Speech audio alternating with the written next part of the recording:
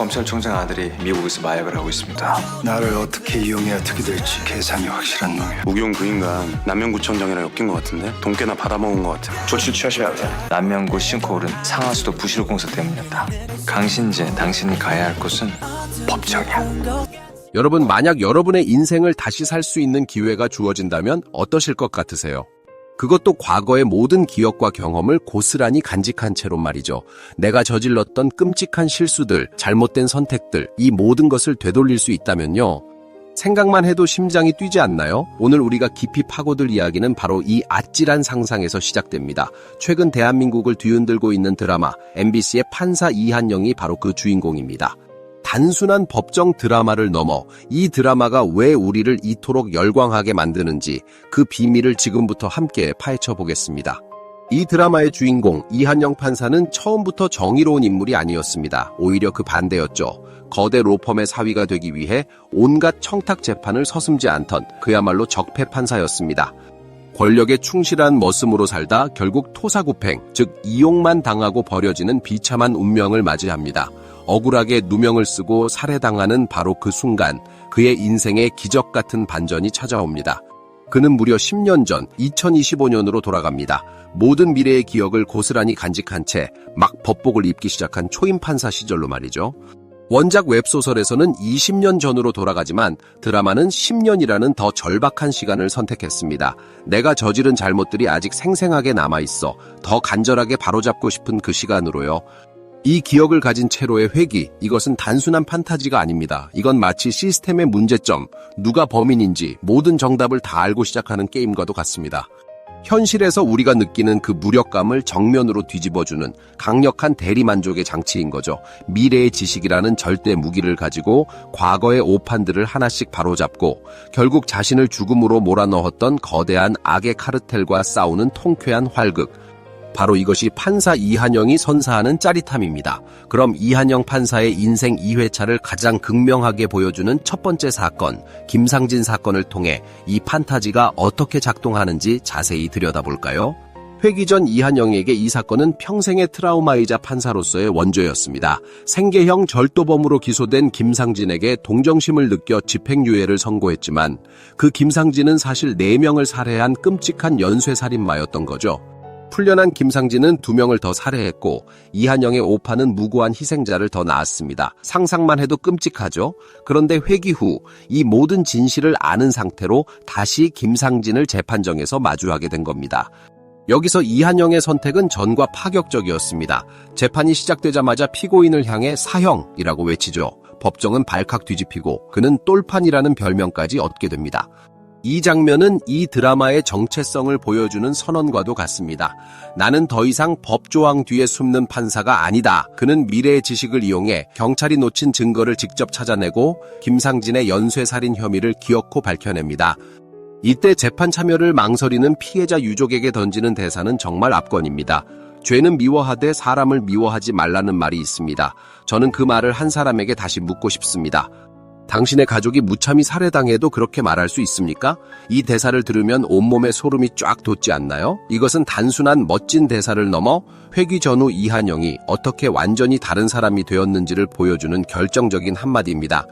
추상적이고 고상한 법의 원칙보다 지금 고통받는 피해자의 마음에 공감하는 구체적인 정의를 택하겠다는 선언인 셈이죠.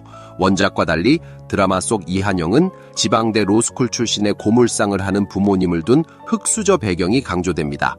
이런 설정은 그의 분노와 정의 구현이 기득권에 대한 반감과 맞물리면서 시청자들에게 훨씬 더 큰 공감대를 형성하는 강력한 장치가 됩니다.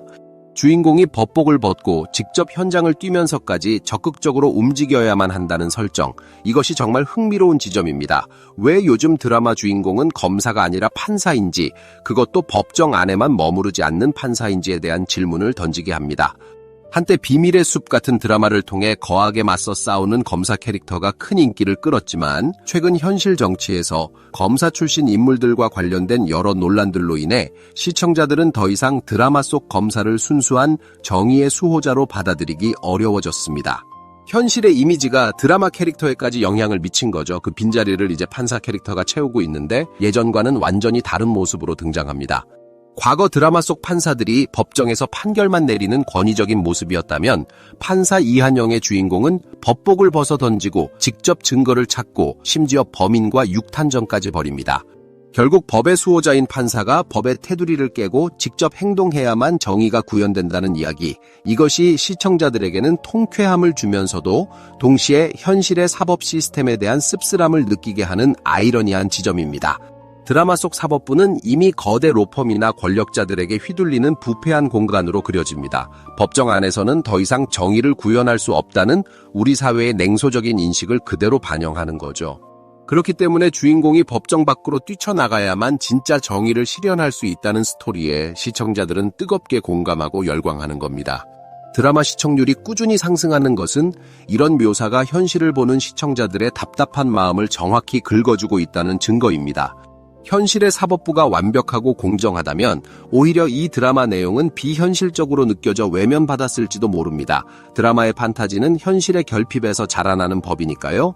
자, 이제 이한영의 목표가 개인적인 오판을 바로잡는 수준을 넘어 더 큰 그림으로 나아가는 과정을 살펴봅시다. 자신을 파멸시킨 시스템 자체와의 전쟁을 시작하는 거죠.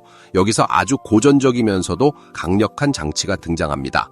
바로 권력층의 병역비리 장부입니다. 이 장부를 손에 넣은 이한영은 자신의 최종 목표, 즉 사법부의 실세 강신진 부장판사를 정점으로 한 악의 카르텔을 무너뜨리기 위한 거대한 체스 게임을 시작합니다.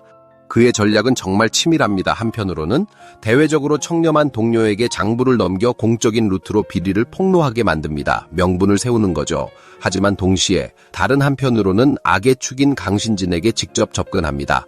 가난한 고아 출신이라는 강신진의 콤플렉스를 정확히 파고들어 저도 흑수저 출신이라 수석님의 심정을 잘 압니다. 저를 이끌어 주십시오. 수석님께 꼭 필요한 사람이 되겠습니다. 라며 머리를 숙입니다. 악당에게 충성을 맹세하는 척하며 그의 신뢰를 얻어내는 모습은 정말 아슬아슬하고 긴장감 넘칩니다. 공적으로는 정의를 구현하는 영웅의 길을 걷고 사적으로는 적의 가장 깊숙한 곳으로 침투하는 스파이의 길을 걷는 이 이중적인 전략.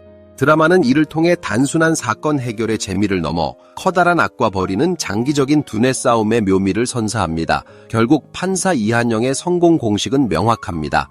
사법 시스템에 대한 현대사회의 불신과 답답함이라는 현실의 토양 위에 모든 정답을 알고 시작하는 시간 여행이라는 아주 강력한 판타지의 씨앗을 뿌린 작품인 거죠. 이 드라마의 인기는 단순히 현실의 법에 대한 불만을 넘어서는 적극적인 대중의 열망을 보여줍니다. 우리가 시스템의 문제가 뭔지 다 알고 있으니 시간만 되돌려 주기만 하면 제대로 바로잡을 수 있다라는 강력한 희망. 현실에서의 무력감에서 벗어나고 싶은 심리가 아주 강하게 반영된 것입니다. 규칙이 망가진 세상에서는 그 규칙을 파괴하는 영웅이 등장해야만 진정한 정의가 실현될 수 있다는 메시지. 이것이 바로 판사 이한영이 우리에게 던지는 울림입니다. 총 14부작으로 예정된 드라마가 방대한 원작 서사를 어떻게 압축하고 재구성할지 앞으로가 더욱 기대됩니다. 여러분도 한번 상상해보세요. 원작의 수많은 사건들 중에서 드라마가 반드시 다루었으면 하는 핵심 사건은 무엇인지, 혹은 과감히 생략해도 좋을 이야기는 무엇인지 직접 드라마 작가가 된 것처럼 고민해보는 것도 이 드라마를 가장 깊이 즐기는 방법이 아닐까 싶네요. 지금까지 여러분의 드라마 가이드 루체 드라마였습니다. 구독과 좋아요 한 번씩 눌러주세요. 오늘도 행복한 하루 보내세요. 감사합니다.